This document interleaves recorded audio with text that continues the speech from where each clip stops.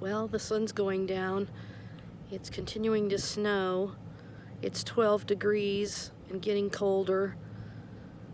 It's so cold out here, I can't even stay out here. But the Broncos played in the snow and they lost their game to Kansas City Chiefs.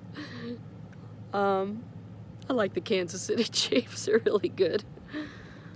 But it is so amazingly like a wonderland out here. I don't know if you can see. Coming down. See the snowing coming down. Very strange. Anyway, just thought I'd come out here real quick.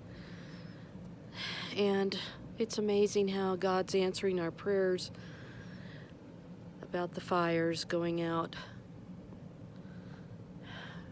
Surely they can't survive this bitter cold. And I think in 2 days it's supposed to be in the 60s again. I was just wearing shorts day before yesterday, so it's amazing how the weather has drastically changed. I'm so thankful for being able to depend on the Lord for everything in these troublesome times, and I just thank Him for every way in which He's watching over me where I am. I really miss being home, I could tell you that much. I miss my mom a lot.